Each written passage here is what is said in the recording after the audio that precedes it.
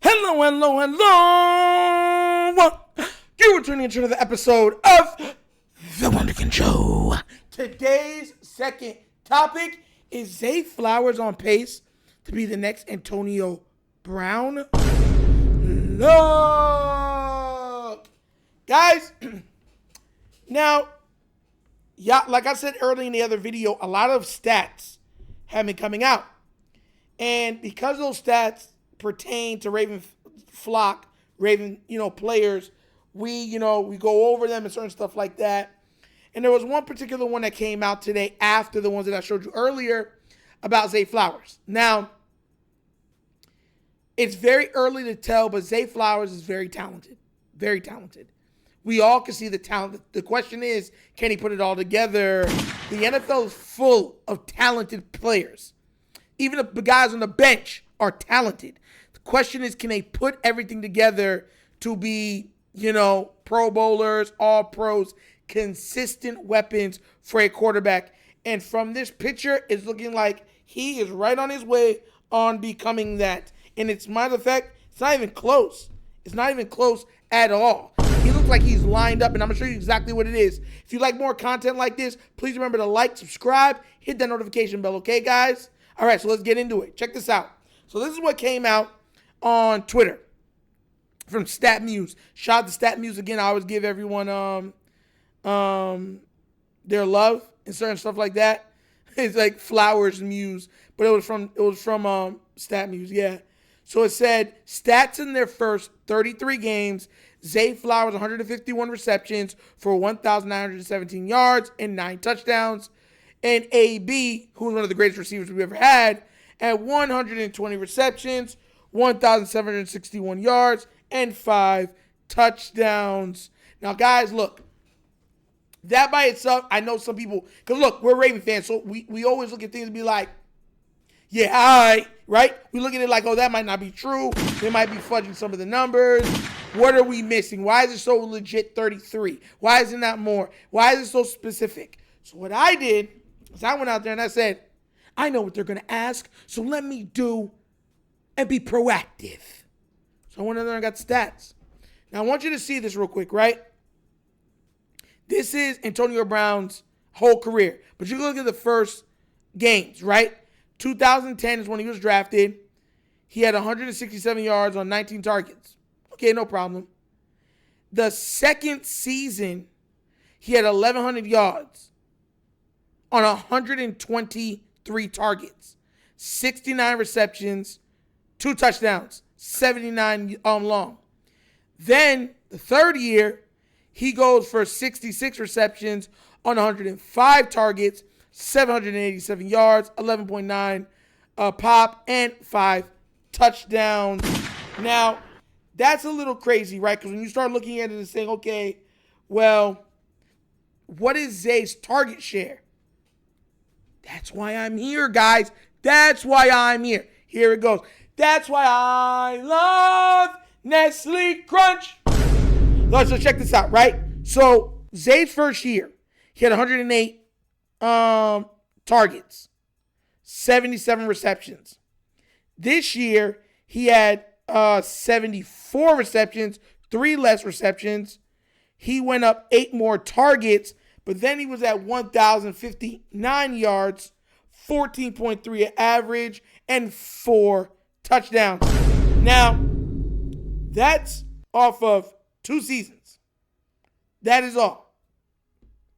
We're looking at 1,917 right now, 2 seasons. Look at this. I want y'all to look at this. His first 3 seasons is that. And matter of fact, let's do it. The 19. Yeah, I know I'm not doing 167 plus 700. Yeah. So let me just do the math so we can get it out. Because I don't want to be shaky. I want to make sure I got everything down, guys. Because you know how I am. 1108. So plus 1108. Then plus 787. That's crazy. So I want you to understand this. For his first 3 seasons. Zay's only had 2. He's only had 2 seasons. Antonio Brown's 3. First seasons, he got 2,062 yards. That is it. Zay Flowers in his first 2 seasons, 1,917 yards and 9 touchdowns. Now, I know y'all going to say, well, maybe the touchdowns is crazy. His first season, he had none. He has 7 touchdowns in his first 3 years. These numbers lend credence that he's not hitting his prime yet. Zay Flowers could very well be on the way of becoming the elite receiver that we have salivated to have in Baltimore. And mind you, I mean, he's not there yet, but these numbers is saying that he is very well on his way. Matter of fact, I'm going to go even something further. Now, I want to show you something else. Even though I don't have the graphic for this next one, I wanted to say this, right? Davante Adams' first 4 seasons in the NFL, he didn't have 1,000 yards. Davante Adams' first 4 years goes just like this. 38 receptions, 446 yards, 50 receptions, 483 yards, 75 receptions, 997 yards, 4th season, 74 receptions for 885 yards. 5th season, he finally breaks through and gets 1,386, right, for 111 receptions. The next year after that, he gets 83 receptions for 997. So he has 997 twice in that time. Then he turns and goes absolutely bonkers, and he goes 1374, 1553, 1516, and then 1144. So, mind you, 1, 2, 3, 4, 5. Davante Adams has been in the league for 1, 2, 3, 4, 5, 6, 7, 8, 9, 10, 11, 12 seasons, and he only has 5 over 1,000. Now, I know some people know that 997 was very close. It's not 1,000. And they had to wait 4 seasons. Mind you, he was getting touchdowns, though. That's where he was shining. Because in 2016, he had 12. 2017, he had 10. So he was giving touchdowns. He was getting touchdowns in his first 4 years. At least he was doing that, but he wasn't getting 1,000 yards. But he was getting the touchdowns. And he's had a lot of touchdowns in seasons. 18, 11, 14, 8, 1, 7. Like he's had 1, 2, 3, 4, 5, 6 seasons of double-digit touchdowns. So when I go to say this. I know Zay's not perfect. I know the Ravens aren't perfect. But I want to be the first to say Zay's talented. And even though he makes mistakes at times, sometimes he jukes too much, whatever else you want to say, the guy's talented. He's explosive, he's shifty, and if he can become a young version of him, it's over. Because teaming up him with Likely, that's your 1-2 punch at the receiving end. That would be your one. And we're not even factoring in Bateman.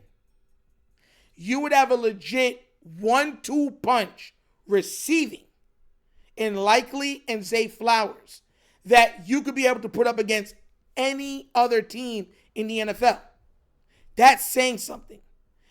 I think that if the Ravens give Isaiah Likely the ball, I think Zay Flowers and Isaiah Likely become the best wide receiver tight end duo in the entire league. And if you got Lamar Jackson back there with a healthy Derrick Henry, it's going to be a bumpy road for them.